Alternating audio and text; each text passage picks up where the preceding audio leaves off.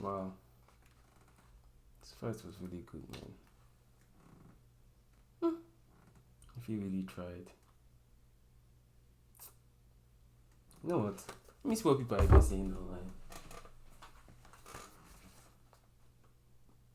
One Piece fans are split about the results of Luffy versus Katakuri. What? Luffy versus Katakuri. Should Luffy have won the fight?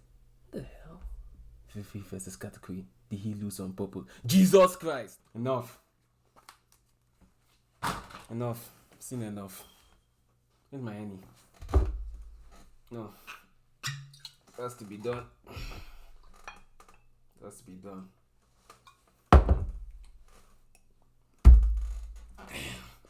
Did Katakuri lose on purpose? What?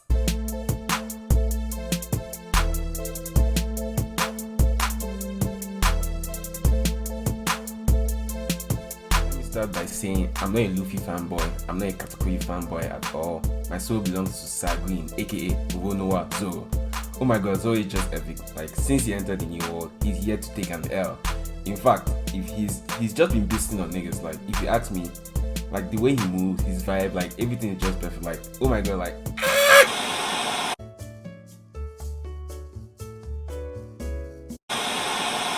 Anyway, back to what I was saying.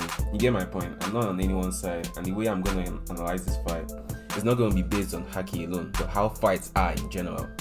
If you look back before Luffy knew what haki was, he had gotten into one-on-one fights with people that were much stronger than him in the past, and he still came out victorious. Example: Crocodile, Roblucci.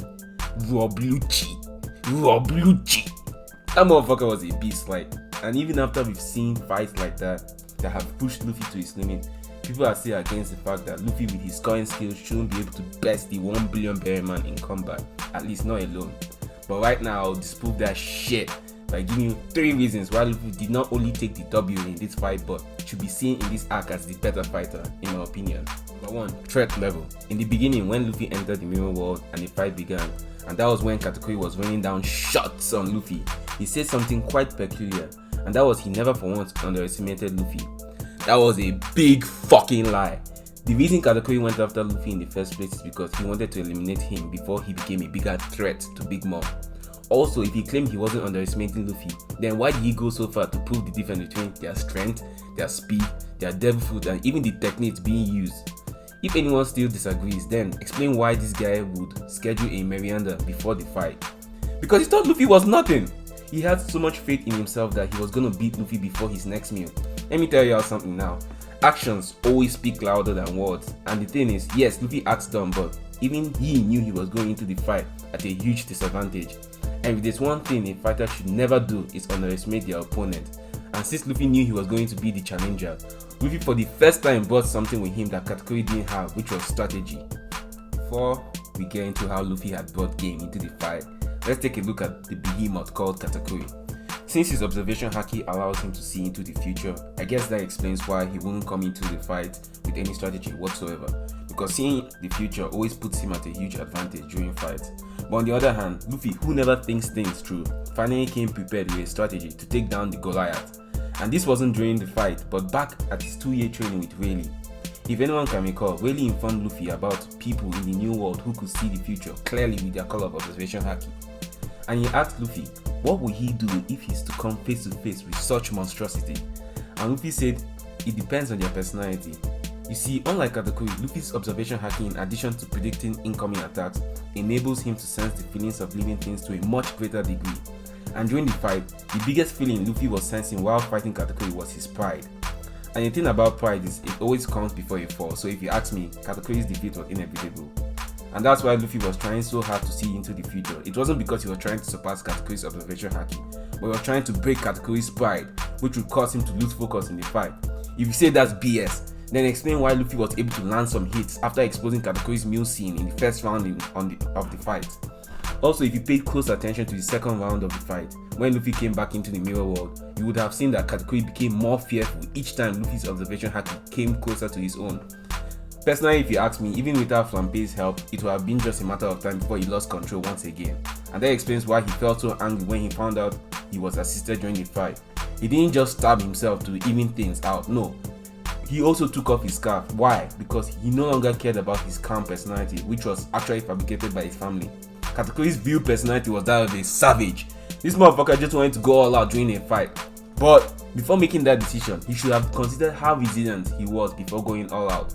And that brings me to the third reason why Luffy should be seen as the better fighter, and that's because of his great resilience in fights. Now, I really don't understand why, but most of the big mom pirates lack the ability to take damage, especially the commanders. No one should argue with me about this. Cracker mentioned he hates pain. That's why Luffy was able to tank him out with his stomach. Also, the same goes for Katakuri. He told Luffy he hadn't been touched in a long time. So my question now is, why would someone want to go all out if he can't take the hits? But in Luffy's case, his devil fruit enables him to soak up damage over a long period of time. But don't take my word for it. In fact, even a great boxer can testify to what I'm about to say. And that's the fact that... But it ain't about how hard you hit. It's about how hard you can get hit and keep moving forward. How much you can take and keep moving forward. That's how winning is done.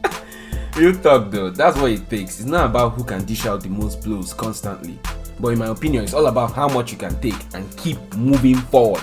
That's why I respect Luffy, because no matter how many times Katakuri knocked him down, he always got back up. That's the reason Luffy should be seen in this fight as the better fighter. Well, that's my rant, man. I'm so happy I was able to get this off my tits. I've been having fucking sleepless nights because of this fight. Also, if Luffy can't handle Yonko commanders like Katakuri, how the hell is he going to take down Yonkos like Big Mom and Kaido the Dragon? You can see in one shot and he was gone. He needs to learn to go one-on-one with Yonko commanders so that he will get the experience necessary to topple bigger foes. That's just me, man. Also, if you enjoyed the video, don't forget to like and subscribe. You can also check out my website to see other posts I'll be making YouTube videos on. So if you want to, you can subscribe to my newsletter. And if you're interested in elite products, check out my elite reviews. Trust me, you'll be amazed. That's it, guys. Thanks so much for watching. Really appreciate it. Till next time.